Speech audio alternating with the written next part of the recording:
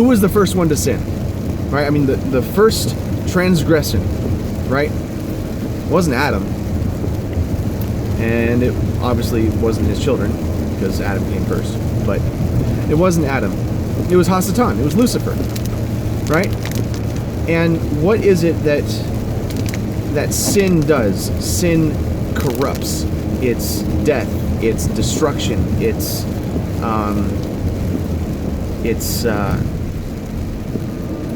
It's a complete distortion of the truth. And so then fast forward to parts of the Torah when Moses is given the instructions for the tabernacle. We know that the tabernacle itself is a direct, exact replica of everything that is in heaven, of the tabernacle in heaven. We know that from the showbread to everything had to be exact.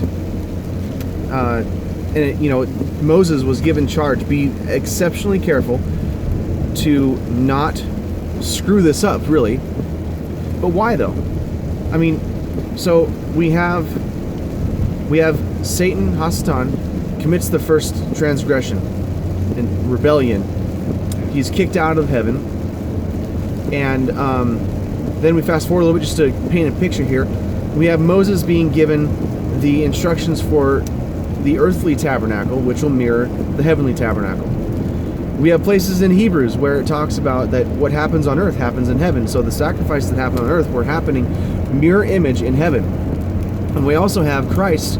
He's carrying blood to the temple. But why is he carrying blood to the temple of the tabernacle in heaven? To cleanse it. Why would he have to cleanse it? Well, he'd have to cleanse it because Satan corrupted it. And see, Satan corrupted the temple, and so then sacrifices had to be done somewhere. Something had to be done somewhere, not just for the propitiation of sins, but to keep things clean. To, I don't have time to get into the different aspects of the the sin sacrifices, the offerings, the peace offerings, I don't have time to get into that right now, but what I want to point out is that what happens up here happens up there. Satan corrupted all of creation. So why us? Why then use us? Why are we created?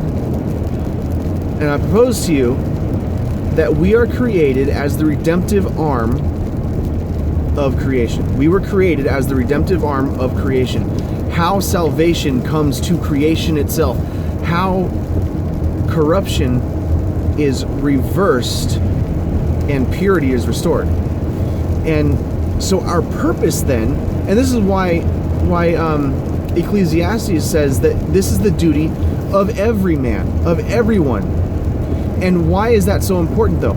Because we are the administrators of his kingdom, and we are to administer the precepts, commandments, and ordinances and constitution of his kingdom in the world today, so that we can begin the restorative process, so that we can bring about his kingdom here on earth. And what we're dealing with is antinomian philosophies which do the exact opposite. It's leaving the camp of his creation and going into the camp of destruction.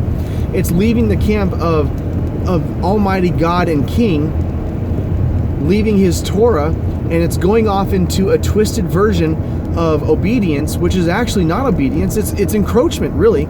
It's encroachment onto the temple, onto the tabernacle. It's strange fire. It's what killed Nabad and Abihu. I mean, this is not something to mess around with. But the reason why the smallest sin will seem like the greatest is because once you realize that our purpose is to restore creation, right? You realize that our purpose is to restore creation from what Satan corrupted. We then realize that if we are committing sin, we are adding to the destruction of creation. We are prolonging the destruction of creation. We aren't being a part of the redemptive process. We aren't fulfilling our purpose. And why is the smallest commandment? Why will it seem like the greatest? Well, the smallest commandment will seem like the greatest because even the most minute commandment, the minutest commandment, will have a role and be a part of the restorative process of his kingdom. of bringing his kingdom into this world, of breaking through the barrier of destruction and corruption and the legal ownership of who has this world right now. It breaks into that fold and shines a light, and it spreads. It spreads like wildfire if we would just obey. That's why complete obedience is not just a matter of fear of your king, but because you understand the mission statement, but because you understand who and what it is we are supposed to be within Messiah, and who Messiah is, and why it's so important is because when we are walking out the precepts, commandments, and ordinances of his kingdom, we are establishing his kingdom. We're establishing the authority of his kingdom here on earth. We're not adding to the destruction anymore. So anyway, that's my thoughts on why we were created. We were created to be the redemptive arm of creation. The aspect of creation that redemption comes through. This is, to me, I think this is one of the most powerful thoughts that I have had regarding my walk in understanding Torah and trying to observe the Torah, and why. It's not just because we don't eat pork because he said not to eat pork. I mean, yeah, that's important, but if we understand why we were created, if we understand the beauty of why we were created and what he created us for, the purpose that he had for us, we can sit there and we can go, oh my gosh, I have been adding to the corruption of this world through my disobedience.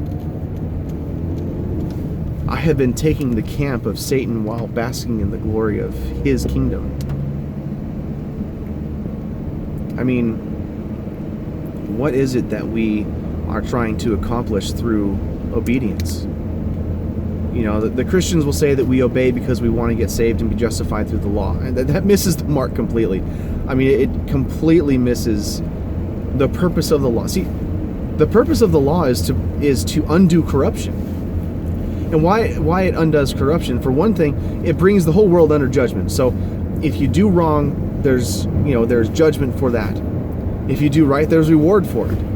But it's so that every single person could be found guilty before God. And I mean, that's one purpose, yes. But it's a complete distortion to say that we follow the law so that we can be justified by the law and we can get justification from doing it. We don't follow the law for justification. And yes, we say that we follow it because we love him. It's how we express our love for him. Okay, yeah, that's great. And that's good, but it's more than that.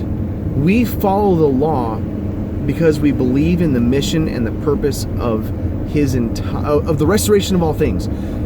And we are part of that plan to restore all things by the administration of his Torah, his commandments, by breaking through the darkness into this world and shining a light and saying that light is his Torah and the Son who gave it, him who gave it. And gosh, if we could just grasp onto this concept that when we commit sin, when we break the commandments, when we do those things, we are adding to the destruction and corruption that started this whole process. We're part of the problem, not a part of the solution. And I think that should be a very sobering thought.